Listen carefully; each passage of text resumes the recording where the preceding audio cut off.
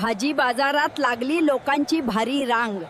माझा म्हातारा घरी बसून करतो फक्त डांगडुंग डांग. भाजीवाल्याकडे घेत होते ताजे टोमॅटो लाल. सासूबाई म्हणाल्या, सुनबाई आज दिसतेस कमाल. आकाशात चमकतो तारा, माझ्या सुनेचा स्वभाव आहे अगदीच तापलेला पारा. सासूबाईंच्या नजरेतून काहीच सुटत नाही, पण सून आजारी पडली की त्यांच्याशिवाय कोणी दिसत नाही. या बाजारात मिळतो भाजीपाला ताजा, सुनेसाठी घेते हिरवागार वाटाणा राजा. बाजारात गेले भाजी घ्यायला.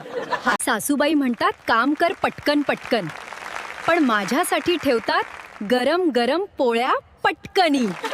सासूबाई सकाळी लवकर उठवतात भारी, पण त्यांच्या हातच्या चहानं सुरू होते दिवसाची स्वारी. कांद्याचे भाव ऐकून मला आला मोठा धक्का. माझा म्हातारा मात्र रोज मागतो गरम गरम भक्का. बाजारात घेतले टोमॅटो आणि बटाट्याची पिशवी. माझ्या म्हाताऱ्याला पाहून पळून जाते शेजारची मांजरी. बाजारातून आणली वांगी आणि हिरवी मटार. माझा म्हातारा आरशात बघून म्हणतो, अजून मी जवान यार.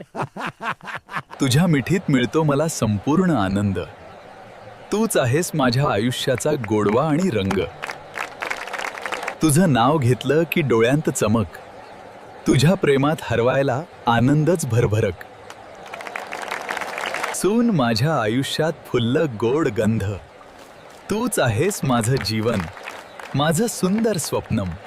माझ्या आयुष्याची गोड सरबत तू.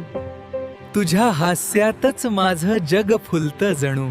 तुझ्या हातातील चहा जसा गरम आणि गोड, तसाच आहेस तू माझ्या जीवनात सरस गोडर.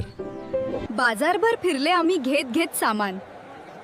सासू सुनेच्या उखाण्यांनी रंगला पूर्ण बाजारदान. फळांच्या दुकानासमोर उभ्या सासू आणि सून दोघी.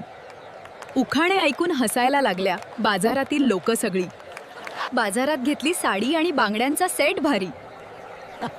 सासूबाईंच्या टोमण्यावर सुनबाईंची झाली तयारी. भाजीच्या टोपलीत ठेवले वांगे आणि बटाटे गोल. सासू सुनेच्या उखाण्यांनी बाजार झाला दंगा मस्त मोल. सासूबाई सकाळी लवकर उठवतात भारी, पण त्यांच्या हातच्या चहानं सुरू होते दिवसाची स्वारी.